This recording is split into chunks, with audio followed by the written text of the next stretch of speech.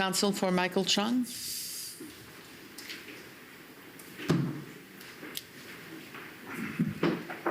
Prime Minister, my client was here in September and gave evidence to the Commissioner.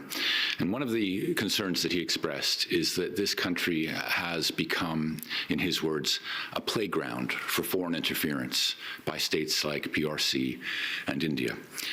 Mr. Mendicino was here last week and disputed that phrase, playground of foreign interference.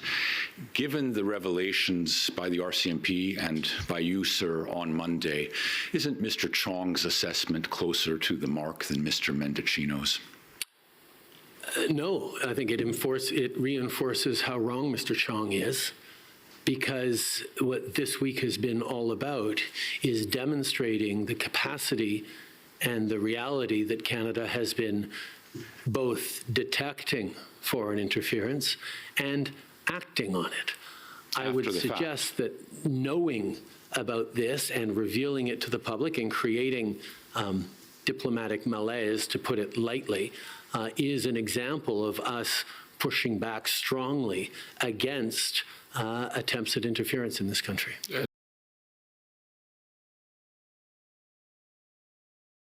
Not just attempts, sir, successful interference. Yes. You confirmed this morning that your government's assessment of the PRC's targeting of Michael Chong and his relations in Hong Kong is not foreign interference, but is instead lawful diplomatic activity. Sir, there were, in 2021, 4 intelligence products. We've only seen one of them, but there were 4 concerning PRC activities directed at my client, all coming from CSIS. The one that we've been able to see in some unredacted form is the famous IMU from the 31st of May, which I expect you've seen before. It says explicitly that CSIS regards there as being multiple threat actors, including the Ministry of State Security. Are you aware of that, sir? I can show you the document if it helps, but you may be familiar with it already. I am Commissioner, sorry, just before the Prime Minister answered, my friend said you confirmed this morning that the PRC's targeting of Chong was not foreign interference. My recollection is the Prime Minister testified that Zhao Wei's targeting of Chong was not foreign interference. So I believe that was the evidence the Prime Minister gave, but I stand to be corrected by my friend. Yes. I was talking about Zhao Wei. Yeah, it's much of a muchness to me, sir. So my point is this. The Ministry of State Security, you're familiar with that agency? Yes. Is there any such agency in this country? I think drawing parallels between Canadian structures and the PRC structures is extremely difficult at best. Yes, particularly in the case of the MSS, because it's a foreign intelligence agency and we don't have one of those, right? We have an intelligence agency that focuses on collection internationally, which is CSIS. Right, right. But we don't send spies abroad and we don't send secret police abroad. Isn't that right, sir? I'm not going to speak to CSIS operations, but I can tell you there are CSIS employees all around the world. Sir, my point is this. The MSS is PRC's... I'm missing something about what CSIS does. MSS is PRC's equivalent of Russia's FSB or the Soviet Union's old KGB, or indeed India's RAW, the research and analysis. Or the U.S.'s CIA. Right. We don't have anything like that. My point, sir, is that if a diplomat, a so-called diplomat, Wei Zhou, in this country is sending information about a Canadian MP, 2 Canadian MPs, as it turns out, back to MSS, not back to the foreign departments, not back to foreign affairs, but to China's spy agency, that, sir, is not lawful diplomacy. Don't you agree with that? Oh, yeah, I'll say 2 things about that. First of all, I'm not entirely certain that you understand what CSIS is, if not Canadians' agency for collecting intel overseas.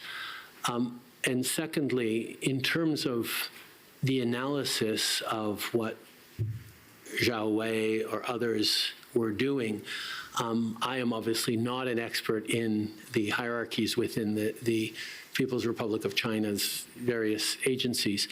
But what I can say is I defer to CSIS's conclusions on these because they are the intelligence agency that provides me information, provides us information on foreign activities, particularly bad actors.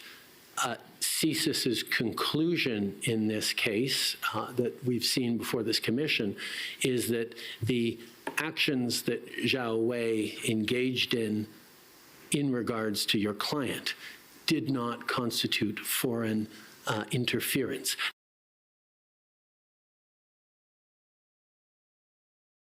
Now, I am reporting that. I am not the person who made the analysis and determination that it was on one side of the line or others. I have confidence in our agencies that do make that determination, however. Sir, Zhao Wei was not a lawful diplomat. He was a foreign intelligence agent. He was a Chinese spy. Do you accept that?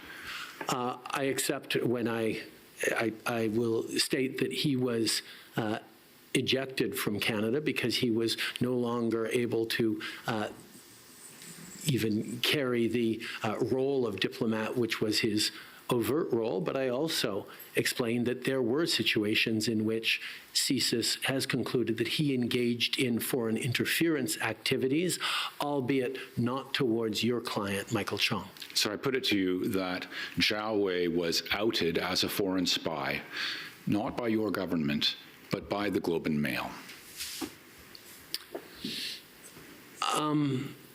There is no question that the criminal who leaked the information to the media had a role to play in our decision to expel Michael Chong.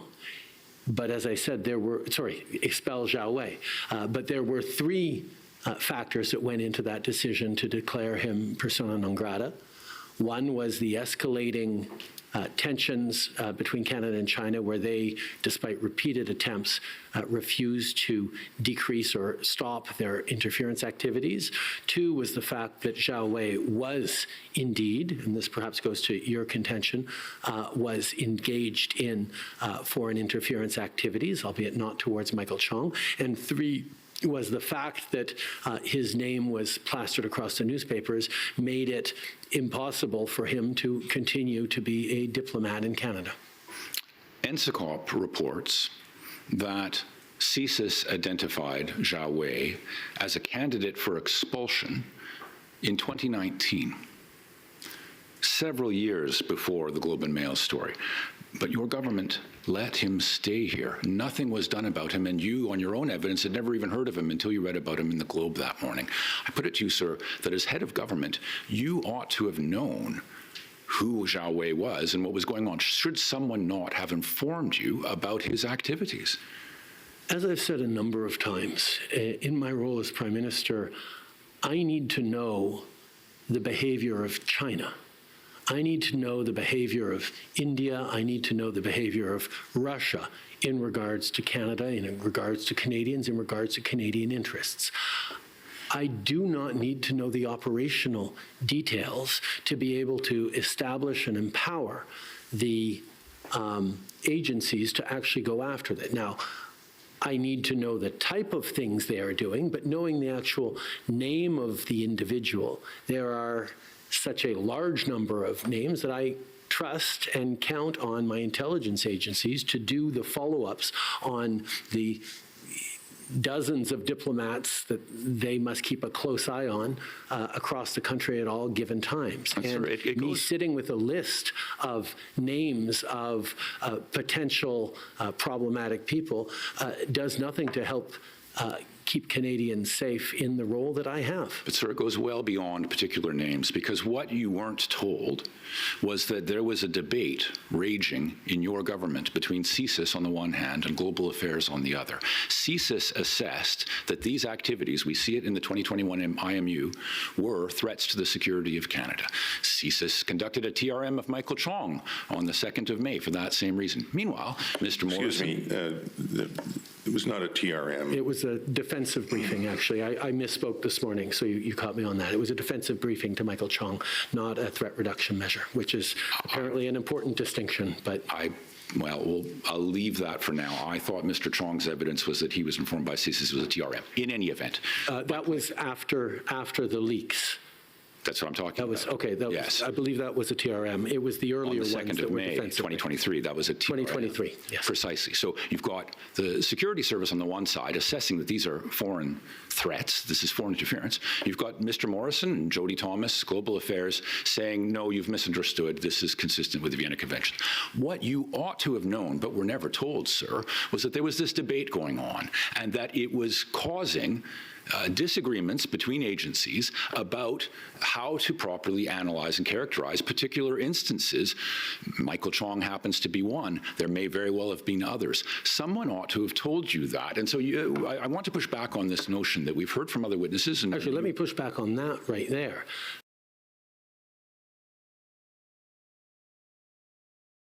That I testified earlier today that I am fully aware and indeed regularly apprised of tension of constructive creative tension, of disagreements of perspective between diplomats and spies, or between our Global Affairs Canada and But sir, no one told you before May 2023 that there was a dispute in your government about whether Zhao Wei was acting lawfully or illegally. Right, not about this particular person, point. But about a range of diplomats from many different countries who are engaged in questionable activities that we have to make determinations around which ones and when we kick out, knowing full well that as soon as we PNG anyone, we lose diplomats on the other side who are not engaged in subterfuge. So there are many factors that go into when one takes a PNG decision. If we were to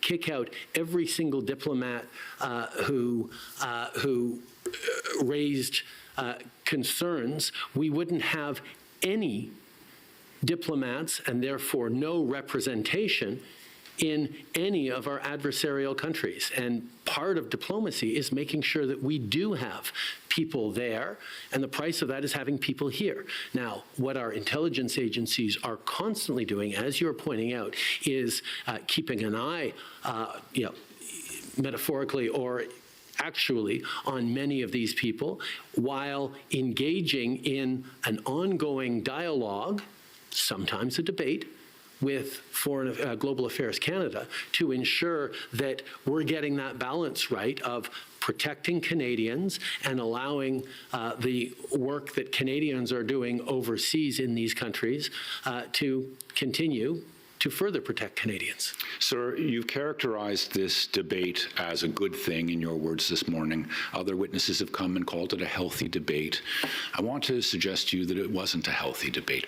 Having a debate about what foreign interference means and where the line is between that and lawful diplomacy is fine to a point. But at a certain point where one of your agencies is saying one thing and the other one is saying the other, someone has to come to you as the head of government and say, we have this dispute. It's causing us trouble in operationalizing particular instances, my client's instance being one, but no doubt there were others. Someone should have come to you, the NSIA should have come to you and said, Prime Minister, we've got this difference of opinion. We want you to know both sides, and we need your guidance. But no one ever did that, and so you were left in the dark. But that is exactly why the authority for PNGing someone rests in the Minister of Foreign Affairs' office, and she was very much closer to this debate because it is her responsibility. And when the decision was elevated to, okay, we should possibly and probably PNG this individual, then I was brought in as part of the discussion around that, recognizing that it was her authority to do. Sir, when the story came out in the Globe and Mail, Mr. Morrison explained to us that Global Affairs went back, looked at its records, found that, in fact, CSIS had been raising alarms about Wei Zhao's activities years before, but they had never, in Mr. Morrison's words, moved beyond the working level, meaning they somehow had not come to the attention of leaders within Global Affairs. So again, I say to you that this is a failing of this government to take serious situations and serious debates about what's foreign interference and what isn't, and actually resolve them. It's all well and good to debate them, but at a certain point, a judgment has to be made, and someone has to give governance and guidance about how things should proceed. And that wasn't done until we read about it in the Globe and Mail On the contrary, 2nd of May. Choosing to not act is a judgment. The fact that it wasn't determined in those previous moments that the threshold for PNG had been met was an active decision. Yes, you can act by PNGing someone, but you can also act by saying, no, we're going to keep this individual under surveillance. We're going to keep keep them within what we know. I can't speak to whether or not there is active surveillance on any individual or not, but continue to be aware of this individual and what they are doing, because it has purpose. Finding out when that right line is and when that moment is not something to be taken lightly, and it is something that rests on the collected and collective expertise of people who've been working in the security and intelligence domain for years to develop the expertise on when that timing is right.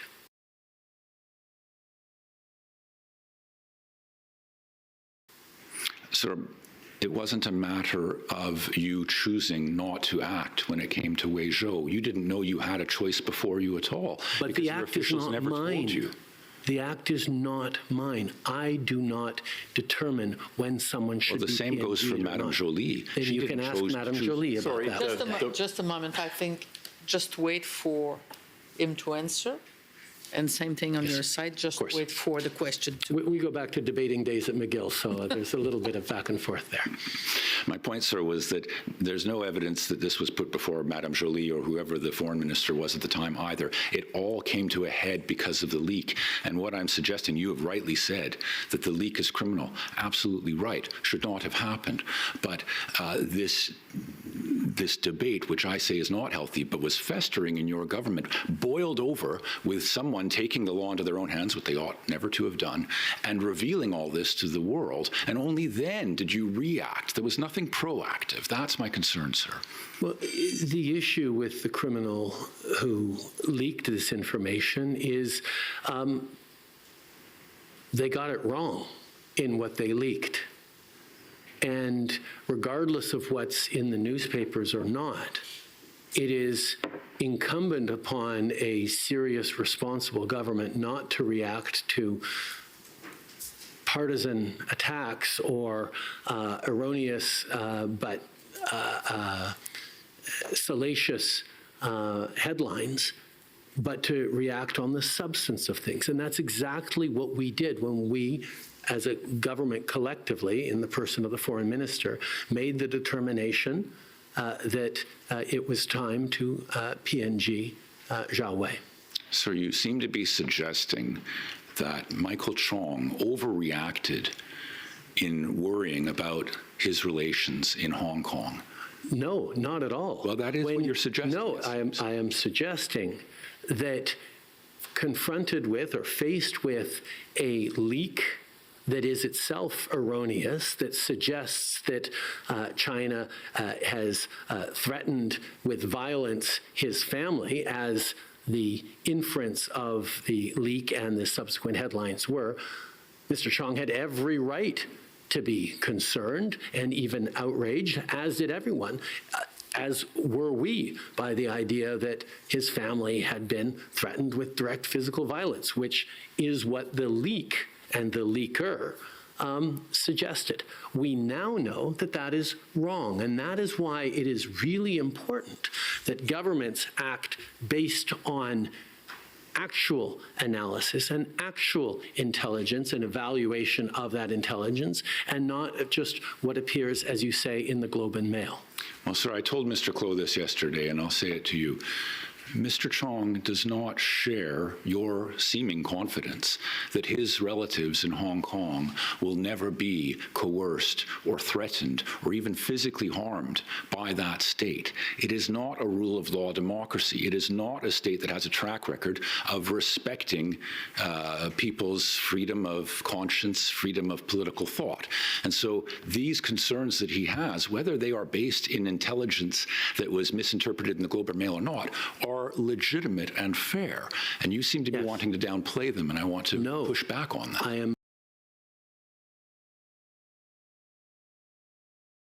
not downplaying them in the least. What I am saying is, as a responsible government, as a government that is making decisions about how best to protect Canadians, including and especially parliamentarians, we need to rely on the best intelligence and evidence and analysis and recommendations of our security agencies. And that is what we have leaned on in terms of concluding what threats were there on Mr. Chong and what positions and postures we should take because of it. We are a country that leans on its intelligence agencies, not on criminals leaking things to newspapers. One final point, sir. The evidence repeatedly has been that other parts of the government have not relied on CSIS's warnings.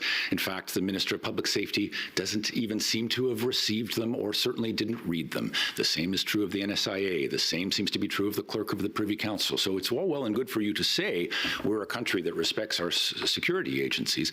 The evidence, sir, has been that the security agency has been sidelined, and the concerns it's been trying to raise have been neglected and sometimes not even read. I think much of what we have demonstrated through this commission as a government is that we have taken seriously from the very first day threats to national security through creating things that Mr. Chong was opposed to, like the National Security and Intelligence Committee of Parliamentarians. But I would suggest if Mr. Chong wanted to be part of an organization that was taking security seriously, he implore his leader, Pierre Poilievre, to get a security briefing so he can hear directly from CSIS on the challenges threatening his institution, the Conservative Party of Canada. I'll take that advice back to him. Thank you, Prime Minister. Thank you, Commissioner. Thank you.